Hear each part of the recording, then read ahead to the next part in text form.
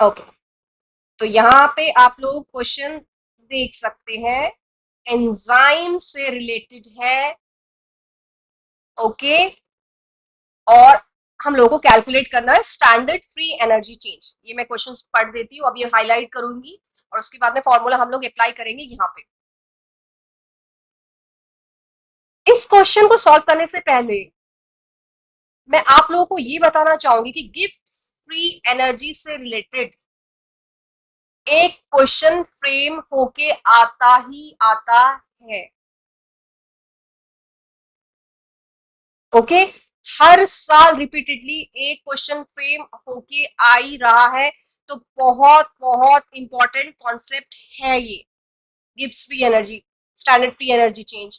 एक क्वेश्चन आ ही रहा है, कभी कभी उन्होंने दे दिया कि कॉन्सेंट्रेशन निकालनी है प्रोडक्ट की, कैसे निकालेंगे, सबस्ट्रेट कितना है, उसका कॉन्सेंट्रेशन कितना है, तो इस तरीके से घुमा फिरा दिया है, कुछ दो सब्सटेंसेस दे दिए और फ्री एनर्जी चेंज पे पूछ रहे हैं कि इसका पहले इतना था एनर्जी और बाद में कितना होगा, तो इस तरीके से कुछ चेंजेस करके वो क्वेश्चन फ्रेम कर ही रहे हैं। तो it is a very very important topic और डिस्कस कर लेते हैं यहाँ पे, फिर हम लोग न्यूमेरिकल को सॉल्व करेंगे। तो चलिए स्टार्ट करते हैं, बहुत ही इंटरेस्टिंग क्वेश्चन है, स्टार्ट करते हैं आज का लेक्चर।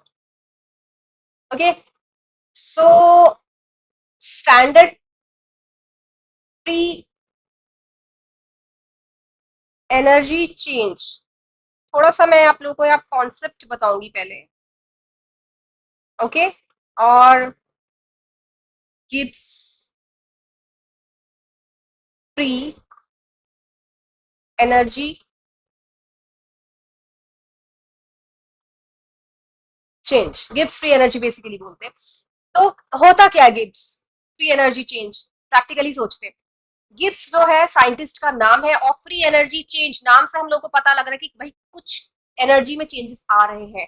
स्टैंडर्ड मतलब एक चीज सेट है, फ्री एनर्जी चेंज मतलब एनर्जी जो है वो चेंज हो रही है। तो बेसिकली गिब्स फ्री जो एनर्जी है वो वो एनर्जी होती है कि कितना एक सिस्टम क्षमता रखता है कुछ काम करने की। सपोज ह्यूमन बींग्स की बात करते हैं, ह्यूमन बींग के पास दो हम लोगों ने ऑर्गेनिजम्स ले लिए, दो हम लोगों ने ह्यूमन बींग्स ले लिए, एक की क्षमता ज्यादा है काम करने की, एक की कैपेबिलिटी ज्यादा है, वो उस राइट मान लेते दोनों की जो एनर्जी स्टोर्ड है वो सेम है, बॉडी में एनर्जी जो स्टोर्ड है वो सेम है, लेकिन एक इंसान की क्षमता ज्यादा है, एक इंसान की उतनी क्षमता नहीं है काम करने की। तो जो एनर्जी एक सिस्टम को काम करने में यूटिलाइज होती है उसको गिब्स फ्री एनर्जी बोलते हैं। तो इसका प्रैक्टिकल एप्लीकेशन आप लोग देख सकते हैं कि क्या है। तो यहाँ पे दो क्या दे दिए गए हैं, दो सब्सटेंसेस, दो केमिकल्स दे दिए गए हैं, दोनों की कॉन्सेंट्रेशंस दे दी गई है, और हम लोग को निकालना है कि जब ग्लूकोज जो है, ग्लूकोज एक आइसोमर है, दोनों आइसोमर्स दिए हुए हैं यहाँ पे, ग्लूकोज 1 फॉस्फेट और ग्लूकोज 6 फॉस्फेट, दो केमिकल्स है, जब एक केमिकल दूसरे केमिकल में चेंज हो रहा है, एक पर्टिकुलर रिएक्शन हो रही है, तो उस दौरान फ्री एनर्जी चेंज जो है वो कितनी होगी।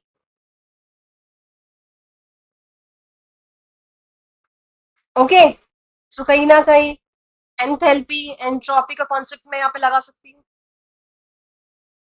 प्रैक्टिकल एप्लीकेशन जरूर देखिएगा गिब्स फ्री एनर्जी का, इंपॉर्टेंट प्रैक्टिकली सोचना बहुत बहुत बहुत जरूरी है। तो चलिए इतना हम लोगों ने डिस्कस कर लिया है, और अब मैं क्वेश्चन पढ़ देती हूँ यहाँ पे, क्वेश्चन क्या है, राइट उसके बाद में हम उसको सॉल्व करेंगे। ओके, सो दो केमिकल्स यहाँ पे दे दिए गए हैं, ग्लूकोज 1 फॉस्फेट और ग्लूकोज 6 फॉस्फेट, कन्वर्जन हो रहा है बेसिकली, राइट। इक्विलिब्रियम मतलब जब वो बैलेंस्ड है दोनों के दोनों केमिकल्स, एक पर्टिकुलर टेम्परेचर जो कि 25 डिग्री सेल्सियस दिया हुआ है और 7 पीएच है, न्यूट्रल पीएच दिया हुआ है, उनकी कॉन्सेंट्रेशन दे दी है। ग्लूकोज 1 फॉस्फेट की कॉन्सेंट्रेशन है 2 mm, 2 माइक्रोमोलार, और ग्लूकोज 6 फॉस्फेट की कॉन्सेंट्रेशन है 38 माइक्रोमोलार। कैलकुलेट हम लोग को क्या करना है, जब ग्लूकोज 1 फॉस्फेट ग्लूकोज 6 फॉस्फेट में कन्वर्ट हो रहा है तो स्टैंडर्ड फ्री एनर्जी चेंज कितनी होगी, ये हम लोग को कैलकुलेट करना है। क्वेश्चन आ गया समझ में? आर की दे दी, गैस कांस्टेंट की वैल्यू दे दी गई है, और जो यूनिट है फ्री एनर्जी की यहाँ पे उन्होंने दे दिया है जूल, किलो जूल, मतलब यूनिट के हिसाब से हम लोग को क्वेश्चन सॉल्व करना है, राइट। कैलोरी होती तो अलग फॉर्मूला लगेगा, मतलब यूनिट्स उस हिसाब से चेंज हो जाएगी, किलो जूल होगा। कभी कभी क्या होता है, हम लोग क्वेश्चन का आंसर निकाल देते हैं लेकिन कन्वर्जन्स में गड़बड़ कर देते हैं, तो जल्दीबाजी में वो नहीं करना है। ओके ओके, तो चलिए स्टार्ट करते हैं। तो फ्री एनर्जी चेंज हम लोग को निकालना है, निकाल लेते हैं। बड़ा ही बढ़िया क्वेश्चन है, इंटरेस्टिंग क्वेश्चन है। उससे पहले गिब्स एनर्जी के बारे में मैंने आप लोगों को बता दिया, जो बेसिक फॉर्मूला है गिब्स फ्री एनर्जी का, उसको रिप्रेजेंट करते हैं डेल्टा जी से, राइट। और वो इक्विवेलेंट होता है delta H minus T delta S के। ये बेसिक फॉर्मूला है गिब्स फ्री का, थर्मोडायनेमिक्स। और यहाँ पे डेल्टा का क्या मतलब है? डेल्टा मतलब चेंजेस, चेंज हो रहा है, वो कांस्टेंट नहीं हो, चेंज हो रहा है, चेंजेस, हाँ, डेल्टा से रिप्रेजेंट करते हैं, symbols are very very important. और डेल्टा एच का क्या मतलब है? Change in enthalpy. तो एच बेसिकली एंथैल्पी को बोलते हैं। तो चेंज जब हो रही है एंथैल्पी, कॉन्सेप्चुअल क्लैरिटी बहुत जरूरी है, प्लीज रिकॉल करिएगा 11th 12th की केमिस्ट्री, बहुत इंपॉर्टेंट कॉन्सेप्ट है। तो डेल्टा एच चेंज, डेल्टा है तो चेंज इन एंथैल्पी हो रहा है। टी जो है यहाँ पे टेम्परेचर है, राइट। और डेल्टा एस जो है वो है एंट्रोपी में चेंज। प्रैक्टिकल एप्लीकेशन, चीजों को प्रैक्टिकली सोचना है। तो ये फॉर्मूला बेसिकली बिल्कुल बेसिक फॉर्मूला जो हम यूज करते हैं, लेकिन यहाँ पे क्वेश्चन में कहीं पे भी एंथैल्पी और एंट्रोपी कुछ भी नहीं दिया हुआ, तो दूसरा फॉर्मूला यहाँ पे यूटिलाइज होगा। और भी फॉर्मूले होते हैं स्टैंडर्ड फ्री एनर्जी चेंज के। ओके ओके, तो चलिए क्या क्या दे रखा है वो लिख लेते हैं। क्या क्या दे रखा है? कॉन्सेंट्रेशन हम लोग को दे दी है ग्लूकोज 1 फॉस्फेट की, ग्लूकोज 1 फॉस्फेट की कॉन्सेंट्रेशन जो है वो 2.0 mm दे दी गई है। ग्लूकोज 6 फॉस्फेट की कॉन्सेंट्रेशन दे दी गई है 38 mm, right. I repeat, I repeat, unit conversion जो है वो बहुत बहुत जरूरी है, राइट राइट। ओके, टेम्परेचर जो है टी से रिप्रेजेंट करते हैं, वो दे दिया गया है 25 डिग्री सेल्सियस। तो केल्विन में कितना हो जाएगा? 25 डिग्री सेल्सियस प्लस 273 केल्विन, ये बराबर हो जाएगा 300 केल्विन में। 300 केल्विन आ जाएगा। टेम्परेचर मैंने चेंज कर दिया, आर कांस्टेंट दे दिया है इन लोगों ने। आर की जो वैल्यू है, गैस कांस्टेंट की जो वैल्यू है जूल में दे रखी है, it is 8.315 joule mole inverse और K inverse, units units, right. K inverse, I guess this is K inverse. Okay, so R दे दिया, टी दे दिया, कॉन्सेंट्रेशन दोनों सबस्ट्रेट और प्रोडक्ट्स की दे दी है। तो यहाँ पे प्रोडक्ट क्या है, सबस्ट्रेट क्या है, वो ध्यान रखिए, राइट। हम लोग को डेल्टा जी निकालना है, स्टैंडर्ड फ्री एनर्जी चेंज निकालना है।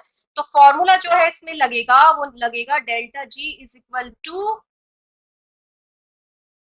Are T L N concentration of, basically K D, I would write K D, dissociation constant.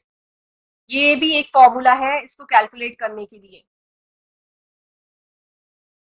Okay, सो और डेल्टा जी जो है वो बराबर हो जाएगा -2.303 R T log of product, concentration of product upon concentration of substrate. This is the formula.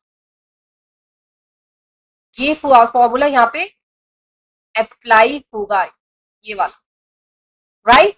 So delta G calculate करना है। सो ये हो जाएगा 2.303 मल्टीप्लाई बाय आर की वैल्यू दे दी है, कैलोरी में होता है, किलो कैलोरी में होता है, तो ध्यान रखिएगा उस हिसाब से यूनिट जो है वो कन्वर्ट हो जाती।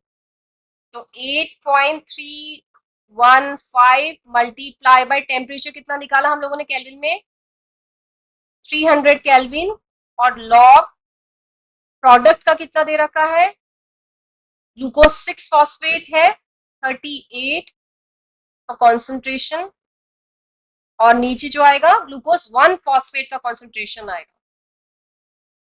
तो ये कैलकुलेट आप लोग कर लेंगे, इसका आंसर जो है वो आने वाला है 7295.93 जूल।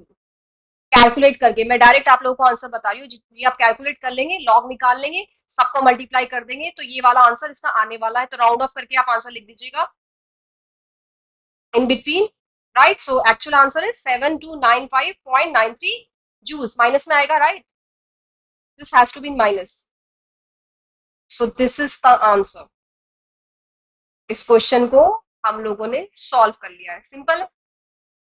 तो ध्यान रखिएगा कि क्या क्या चीजें दी गई है, क्या वो पूछ रहे हैं, कौन सा फॉर्मूला कब अप्लाई करना है। अगर यहाँ पे डिसोसिएशन कांस्टेंट देते या फिर एसोसिएशन कांस्टेंट देते, आप कैसे कॉरिलेट करेंगे, उस हिसाब से यूनिट कन्वर्जन फॉर्मूला आप चेंज कर देना। अगर डिसोसिएशन कांस्टेंट दिया हुआ तो डायरेक्ट है, एसोसिएशन दे दिया गया तो पहले आप लोग डिसोसिएशन कांस्टेंट निकालेंगे। तो कॉमन सेंस और फॉर्मूले किस तरीके से अप्लाई करना है, सारा खेल उन चीजों का है। तो सिंपल है, क्वेश्चन हो गया, हम लोगों ने सॉल्व कर दिया यहाँ पे, राइट। प्रैक्टिस कीजिएगा और क्वेश्चंस में, अगर और कोई क्वेरी होगी तो पूछेगा क्वेरी, राइट। राइट, आगे बढ़ते और क्वेश्चंस हम लोग सॉल्व करते हैं। चलिए नेक्स्ट जो क्वेश्चन है, बहुत बढ़िया क्वेश्चन है, जेनेटिक्स का क्वेश्चन है, सिंपल फॉर्मूला लगने वाला है इसमें, बिल्कुल ही सिंपल है। ओके, तो चलिए क्वेश्चन मैं पढ़ देती हूँ कि क्या क्या चीजें दी हुई है।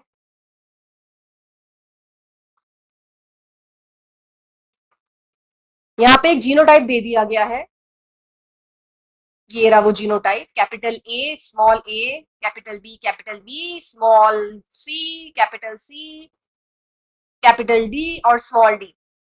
एक जीनोटाइप दे दिया गया है और हम लोगों को ये बताना है कि मैक्सिमम जीनोटाइप्स जो कि गैमीट्स बना रहे हैं वो कितने होंगे।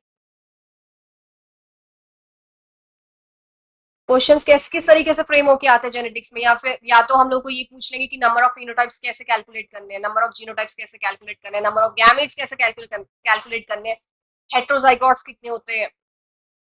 तो ये बिल्कुल बेसिक क्वेश्चंस है, बहुत ही आसान क्वेश्चन है, डायरेक्ट फॉर्मूला इसमें अप्लाई होगा, वो फॉर्मूला मैं आप लोगों को बता देती हूँ, राइट। राइट, सो यहाँ पे एक जीनोटाइप दे दिया गया है, डिप्लॉइड सेल है। हेप्लॉइड और डिप्लॉइड के बीच में क्या डिफरेंस है,